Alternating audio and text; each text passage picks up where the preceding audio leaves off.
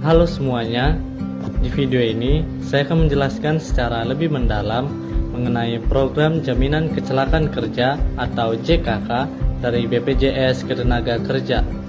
Selama ini, banyak orang mengira JKK hanya berlaku kalau kecelakaan terjadi di tempat kerja saja.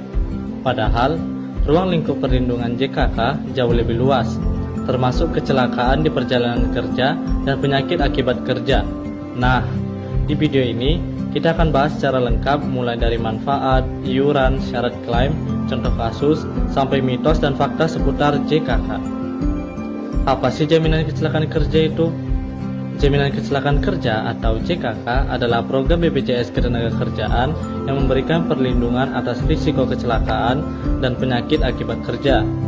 Yang dimaksud kecelakaan kerja bukan hanya kecelakaan di lokasi kerja, tetapi juga kecelakaan saat berangkat kerja, dalam perjalanan pulang, dan kecelakaan yang terjadi karena hubungan kerja.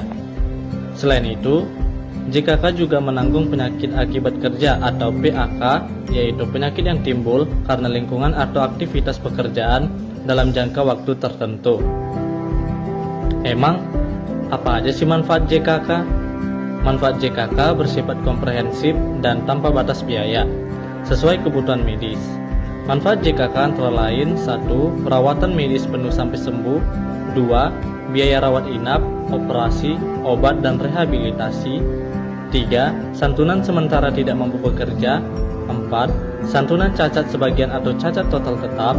5. Santunan kematian akibat kecelakaan kerja. Dan yang ke-6, beasiswa pendidikan untuk 2 orang anak. Penting digarisbawahi, tidak ada batas plafon biaya selama sesuai indikasi medis dan prosedur BPJS Ketenagakerjaan. Berapa sih iuran JKK untuk pekerja penerima upah atau PU dan pekerja bukan penerima upah atau BPU? Untuk pekerja penerima upah atau PU, iuran JKK dibayar oleh perusahaan, bukan oleh pekerja. Besaran iuran tergantung tingkat risiko pekerjaan, mulai dari 0,24% sampai 1,74% dari upah sebulan. Sedangkan untuk BPU atau pekerja mandiri seperti pedagang, ojek online, atau tukang bangunan, iuran JKK dibayar sendiri dengan nominal yang sangat terjangkau, mulai dari belasan ribu rupiah per bulan. Sebuah contoh kasus nyata, seorang ojek online mengalami kecelakaan saat mengantar penumpang. Selama ia terdaftar sebagai peserta BPJS Ketenagakerjaan dan aktif membayar iuran, maka biaya rumah sakit ditanggung penuh. Jika tidak bisa bekerja sementara, ada santunan pengganti penghasilan, dan bila terjadi cacat tetap, ada santunan lanjutan. Ini menunjukkan bahwa JKK bukan hanya teori, tapi benar-benar memberi perlindungan nyata. Ada beberapa mitos tentang JKK. Mitos yang pertama, JKK hanya berlaku di lokasi kerja, padahal faktanya, JKK juga berlaku saat perjalanan kerja. Mitos yang kedua, kalau sudah punya BPJS Kesehatan tidak perlu JKK. Faktanya, BPJS Kesehatan tidak menanggung kecelakaan kerja. Mitos yang ketiga, BPU tidak bisa ikut JKK. Padahal faktanya, BPU justru sangat dianjurkan ikut JKK. Selanjutnya itu ada penyakit akibat kerja.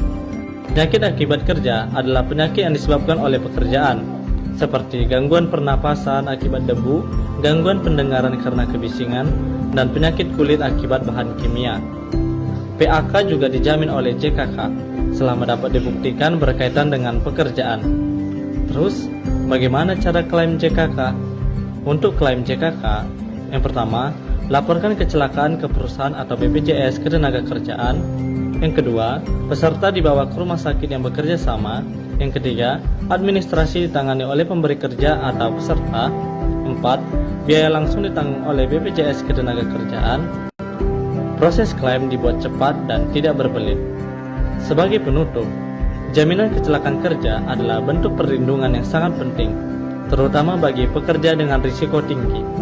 Dengan iuran yang relatif kecil, peserta mendapatkan perlindungan medis dan finansial yang sangat besar. Karena itu, memahami dan mengikuti program JKK bukan hanya kewajiban, tetapi juga investasi perlindungan diri dan keluarga.